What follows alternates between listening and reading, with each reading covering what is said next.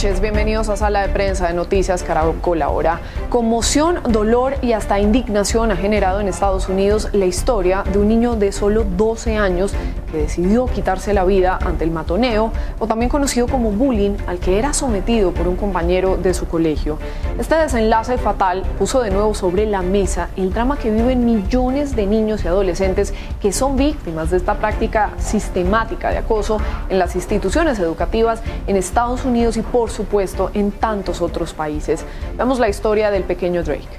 I said, "You promised me." El pasado 9 de febrero la vida de Sammy y Andrew Hartman cambió en cuestión de segundos.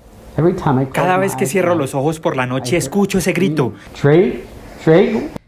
Eran los gritos de una de sus hijas llamando a su hermano, a quien había encontrado inconsciente.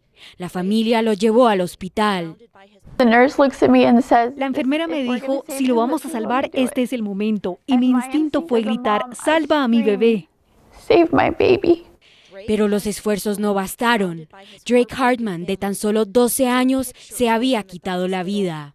Según sus padres, es el devastador resultado de un año de soportar agresiones físicas y emocionales por parte de uno de sus compañeros de clase. La situación llegó hasta tal punto que Sammy le hizo a su hijo preguntas que ninguna madre querría hacer. ¿Piensas en el suicidio? ¿Piensas en lastimarte? Y él dijo que no. El bullying o matoneo es una problemática persistente en los centros educativos. Un reporte publicado por la UNESCO en 2019 asegura que 1 de cada 3 menores en el mundo ha sufrido algún tipo de acoso escolar. Por esto, los padres de Drake compartieron su historia a través de redes sociales para generar conciencia. Los niños harán lo que quieran hasta que sepan que no está bien. En memoria de su hijo, iniciaron el movimiento Do It for Drake o Hazlo por Drake, con el que esperan incentivar a los padres a enseñar bondad y compasión. Es profundamente doloroso. Lo que queda claro es que el bullying o el matoneo escolar siguen más vigentes que nunca, y peor aún con las redes sociales. Y la sociedad, así como los sistemas educativos de muchos países, no están haciendo lo suficiente para detectar y poder solucionar esta problemática. Pero ¿cómo podemos darnos cuenta si un niño, un adolescente en nuestra familia está siendo blanco de bullying o de matoneo? ¿Cómo podemos ayudar a esos menores que son víctimas de este flagelo? Ese es nuestro tema de hoy aquí en Sala de Prensa, por eso saludamos al médico y psiquiatra, el doctor Álvaro Franco. Doctor Franco, gracias por acompañarnos en este importante tema. Buenas noches, Juanita, y buenas noches a todos los televidentes. A mí me conmueve mucho este caso, de verdad, doctor. Me parece increíble que un niño de 12 años pueda llegar a tomar una decisión así.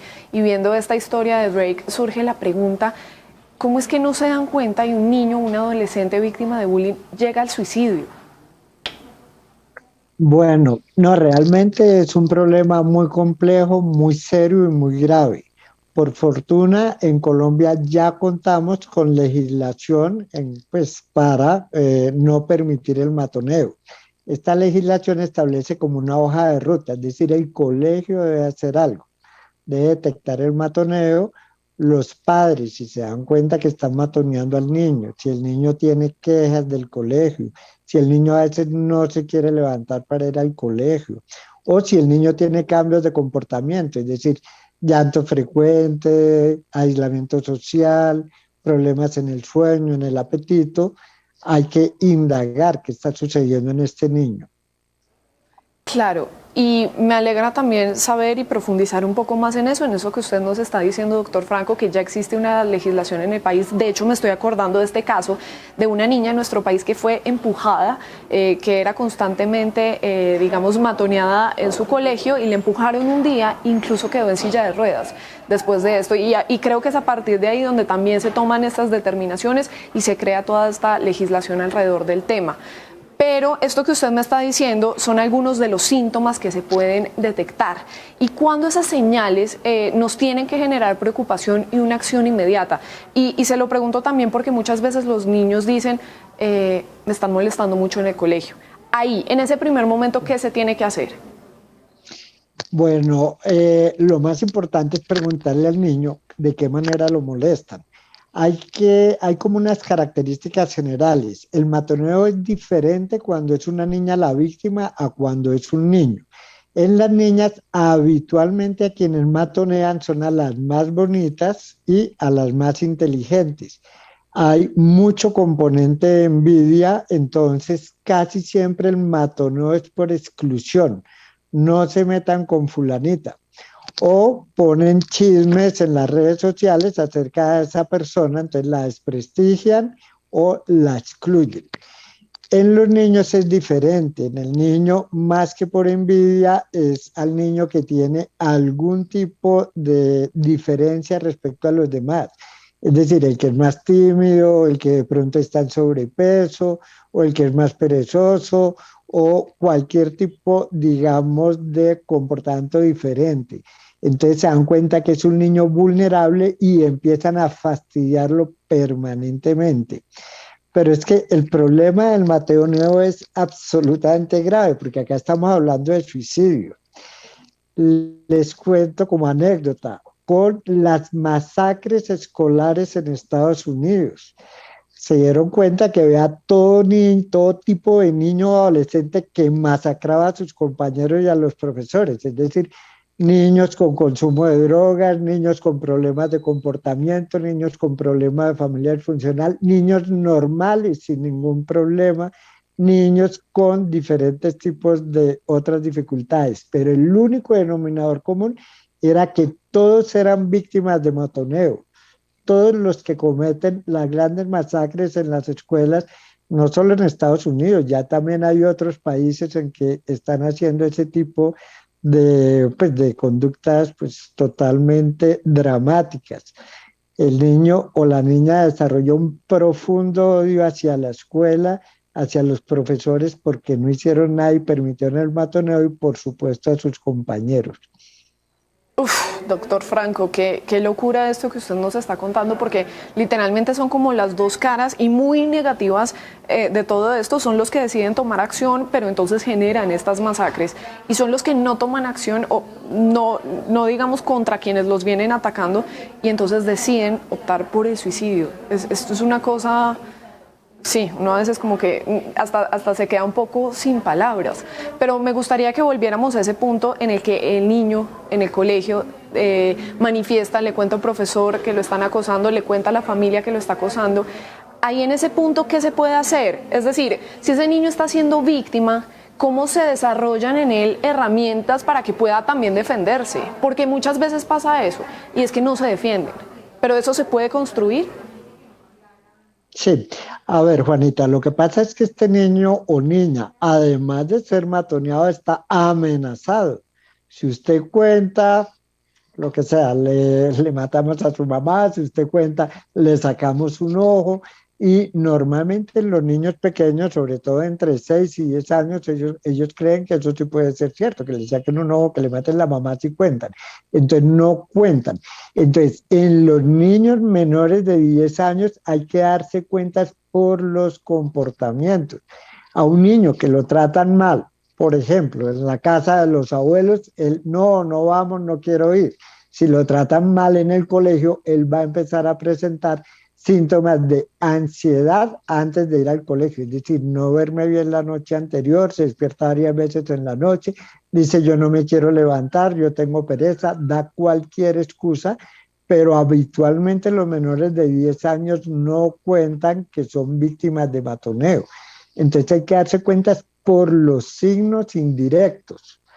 Y hay que activar la ruta de acción, es decir, hay que hablar con el profesor, el psicólogo, psicóloga del colegio o el psicoorientador de acuerdo al tipo de colegio. Pero en todos los colegios tiene que haber una persona que canalice estos casos, que hable con el niño, que hable con el grupo de compañeros y que pueda ir solucionando este tipo de problemas. En niños más grandecitos, ya en general después de los 9 o los 10 años, si medida que ellos cuenten, uno maneja como un acuerdo con el niño, con el hijo, por ejemplo, o con el sobrino, con el que sabe que lo están matoneando, qué estrategia hacer. Obviamente está excluida cualquier tipo de estrategia de violencia. Entonces la estrategia se le propone al niño. Nosotros podemos hablar con la profesora o con el profesor o con la psicóloga del colegio sin que se enteren los otros compañeros, porque para eso están las herramientas legales. O tú puedes decirle al niño pues cualquier tipo de cosas. Si al niño lo están matoneando y diciéndole buñuelo porque es muy obeso o cosas así, entonces pues, el niño debe aprender a aceptar que está en sobrepeso, pero que tiene otras cualidades, que es muy buena persona, que es muy inteligente, etcétera. Entonces le puedo contestar, primero, no soy un buñuelo, segundo, estoy en sobrepeso, pero soy de los mejores del curso, etcétera, etcétera, con argumentos. Es decir, para ayudar al niño a que crezca psicológicamente y que utilice los argumentos. La violencia nunca es método de solución de nada. Esto solo se puede hacer con los niños más grandes, que tienen ya esa capacidad de argumentar. Claro, qué importante tomar acción y tomarla a tiempo para poder, digamos, saber discernir en medio de esta situación. A mí me gustaría en este punto, doctor Franco, que explicáramos cómo es que se define el bullying y cómo podemos diferenciarlo de otras prácticas, porque aquí lo que pasa es que se vuelve sistemático. Exactamente. Bullying es que molesten, como dices tú, sistemáticamente, es decir, de una forma repetida a alguna persona.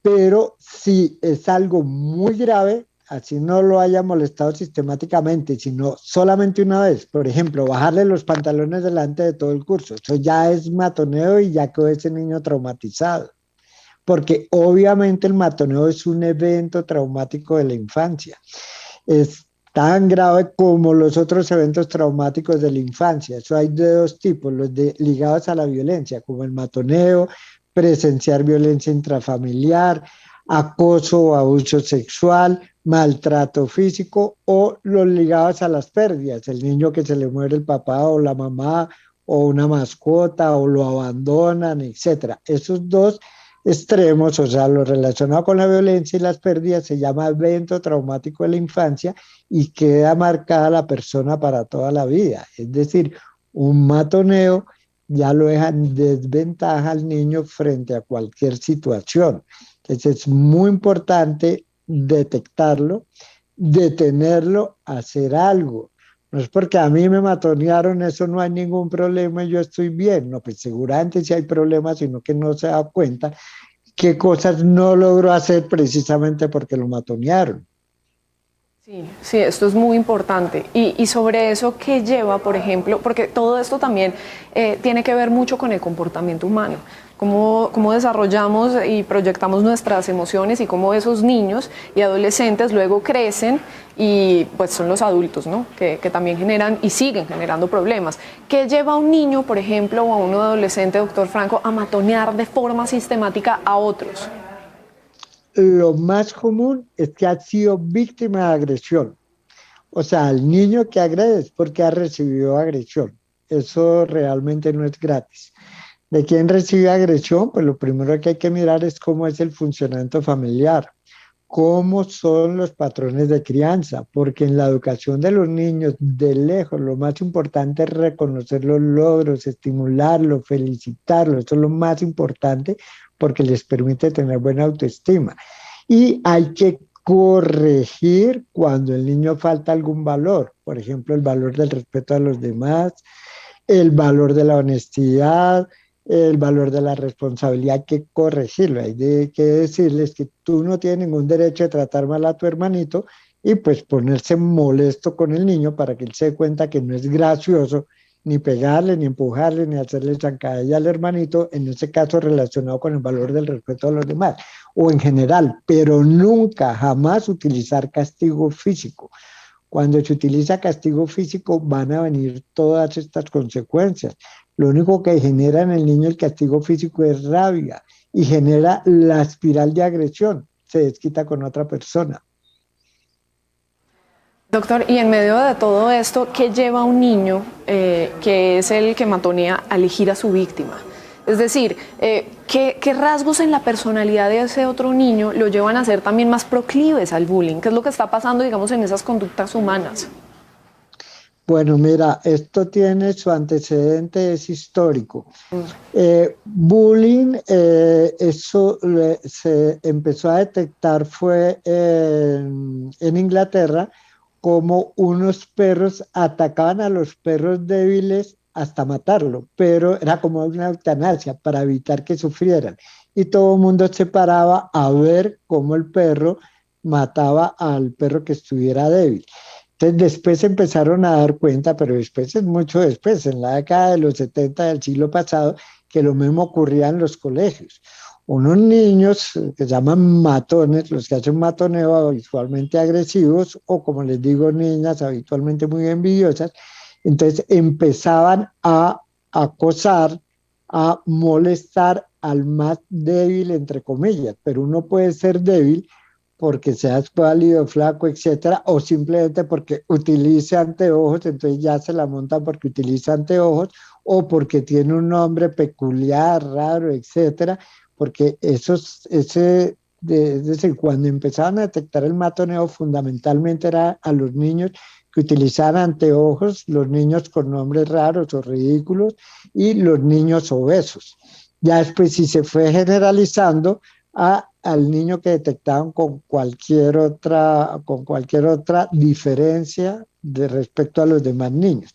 Entonces los demás del curso observan eso, se ríen y estimulan al agresor.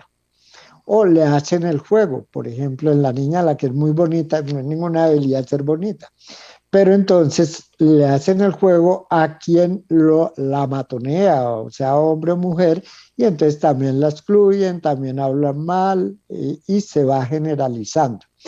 El problema y el drama es cuando en el colegio sucede lo mismo, porque hay un tipo de matoneo que se llama matoneo escolar.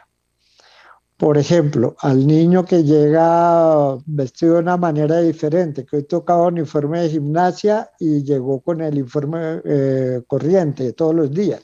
Entonces lo regañan delante de todos los demás niños. O a la niña que se pone una falda muy alta, entonces la regaña la profesora delante de los demás niños. Eso se llama matoneo escolar. Y por supuesto, el profesor, profesora o institución en que utilizan el castigo psicológico. Es usted bruto, no me entiende, usted no aprende, usted no sirve para nada, usted está avergonzando este colegio. Entonces, también puede ser fuente de matoneo el mismo colegio, que se conoce como matoneo institucional. Qué daño tan grande, de verdad. Y sobre esto me gustaría que profundizáramos un poco más en lo que tiene que ver con la conducta humana, profesor Franco. Realmente ahí es cuando el tema se vuelve, digamos, como tratemos de llegar un poco más como a la raíz de esto, es lo que quisiera. Debe usted estar también muy familiarizado con este psicoanalista que se llama Jordan B. Peterson. Él incluso en sus consultas y en muchos videos que hay de las prácticas que él utiliza en YouTube, por ejemplo, habla de este tema del matoneo y dice que esto por supuesto tiene que ver con las jerarquías que se construye, un poco los más fuertes identifican a los más débiles. Y sobre eso me gustaría preguntarle cómo se pueden construir herramientas para esos niños, para que no sean víctimas de esto. O sea, es decir, ¿qué se puede hacer para que si uno en la familia lo ve y lo detecta, incluso esto sirve para toda la vida? El ambiente, por ejemplo, laboral también suele ser terrible para muchos adultos y estas cosas también pueden terminar pasando, ¿no? ¿Cómo se ponen límites, mejor dicho? ¿Cómo hacemos, doctor Franco? Completamente de acuerdo contigo, Juanita. Esto puede ocurrir en cualquier edad y puede ocurrir en cualquier situación, laboral, escolar, en el grupo pues, de amigos por fuera del colegio, puede ocurrir en cualquiera de esos. Hay una relación directa con la autoestima. Es decir, en el niño hay que fomentar el crecimiento psicológico y la autoestima, es decir, la seguridad en sí mismo.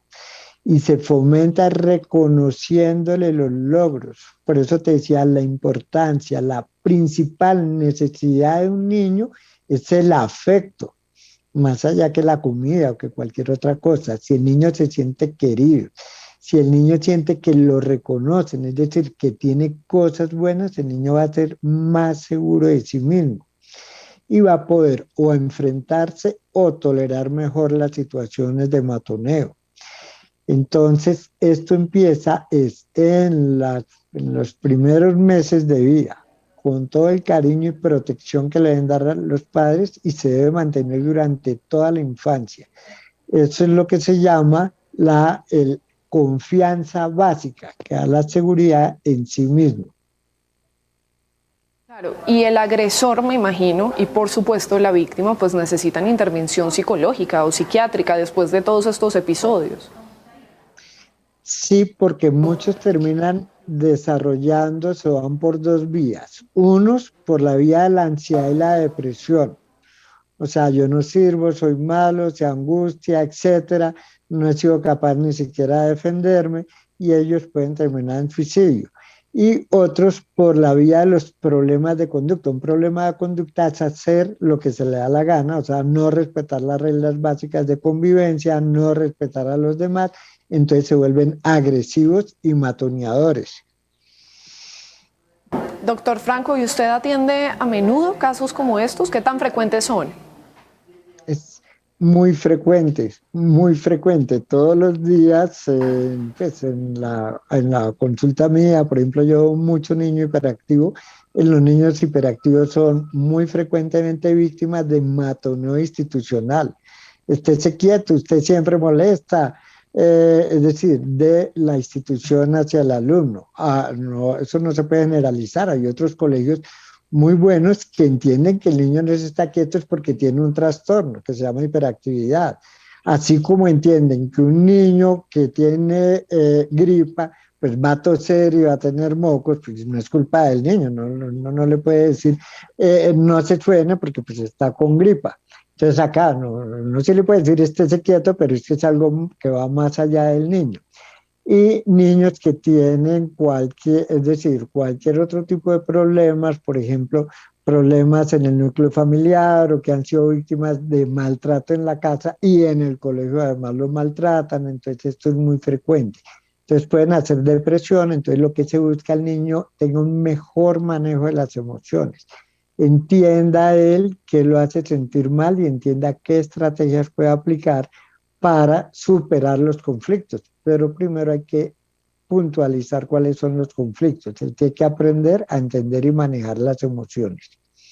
¿Y usted cree que esta práctica va en aumento y que, por decirlo así, también se agrava por cuenta de las redes sociales, que son otros canales donde también se puede presentar el matoneo? Es que de hecho hay el matoneo electrónico, que es el matoneo a través de las redes sociales. Entonces, fundamentalmente desprestigian a una persona, suben fotos de esa persona, etcétera. Entonces, en ese sentido, frente a generaciones anteriores, sí ha aumentado, porque antes no existían las redes sociales. Siempre, de todas maneras, ha sido matoneo y siempre es algo muy malo. Y como comentaba anteriormente, si alguien dice, yo fui matoneado y no me pasó nada, pues realmente sí le pasó. Seguramente tiene dificultades en algún área de la vida, o en el área laboral, o en el área afectiva, o en la seguridad en sí mismo, porque esto marca a la persona.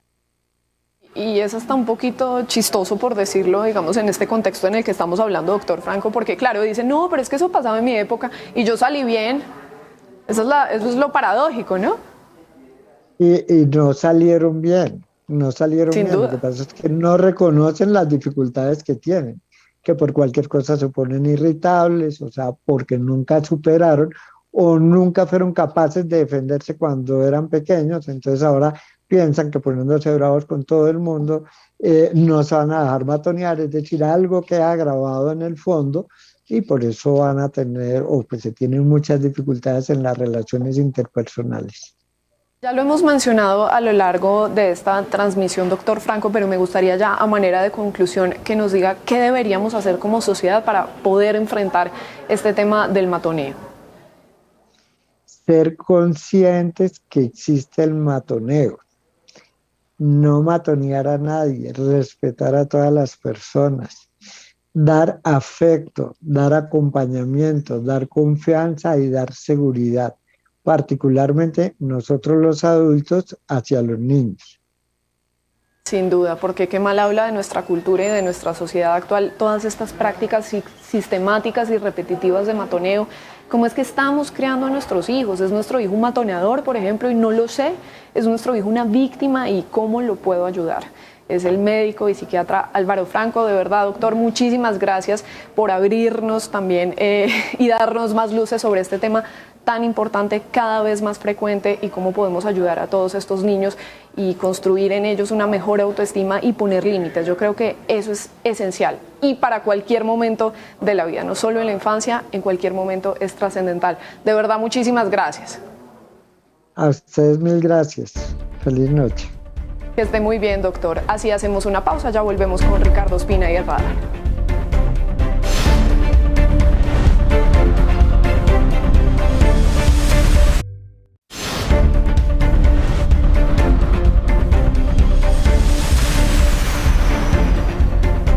Seguimos en Sala de Prensa. Saludamos ahora a Ricardo Ospina, el director de los servicios informativos de Blue Radio, que nos cuenta qué es lo que tiene en el radar. Ricardo.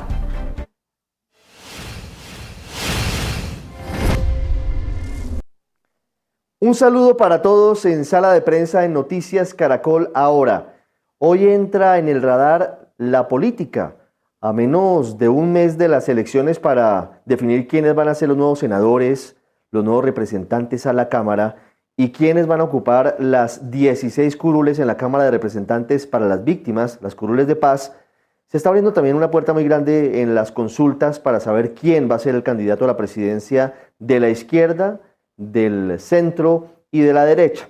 Y en todas hay noticia desde la izquierda porque se ha empezado a mover cada vez más la teoría de que definitivamente la segunda votación en la consulta del pacto histórico no será automáticamente la fórmula a la vicepresidencia. En esa consulta se da por descontado que el ganador va a ser Gustavo Petro, pero en el segundo lugar toma mucha fuerza el nombre de Francia Márquez.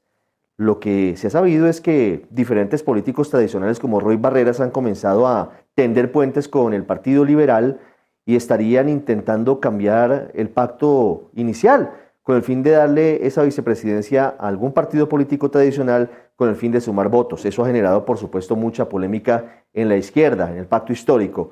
En la Centro Esperanza no paran las garroteras. La más reciente ha sido la que han protagonizado el exgobernador de Boyacá, Carlos Amaya, y los hermanos Juan Manuel y Carlos Fernando Galán, por cuenta de las revelaciones que se han hecho sobre los contratos y la burocracia que tendría el señor Amaya en la alcaldía de Bogotá y todavía incluso en la gobernación de Boyacá. Se han dicho de todo y ha sido muy desapacible esta discusión, incluso al punto de suspender los actos que tenían previstos en varias ciudades juntos. Y en la derecha hay noticias que tienen que ver con encuestas autorizadas por el Consejo Nacional Electoral que están mostrando en la costa Caribe algo interesante. Y es que por cuenta del escándalo de Aida Merlano se ha disminuido la intención de voto por el exalcalde de Barranquilla, Alejandro Char, en un porcentaje. No es mayoritario, pero sí ha reducido en un porcentaje su intención de voto. Y quien se dispara en esta misma encuesta es el candidato presidencial del Partido Conservador, David Barguil. Quien sube también es Caribe. Alex Char es barranquillero, David Barguil es del departamento de Córdoba. Y disputan y están prácticamente dividiéndose por mitades, un poco más con ventaja Alejandro Char, los votos de los departamentos de la costa Caribe de nuestro país. Todo esto, y falta mucho, porque también están los candidatos que no van a consulta, como Oscar Iván Zuluaga por el Centro Democrático, Rodolfo Hernández por Independientes y otros nombres que también están apareciendo en la palestra pública. Gracias, Ricardo. Hasta aquí Sala de Prensa de Noticias Caracol Ahora. Los dejamos con el segmento económico Signo Pesos. Buenas noches y hasta la próxima.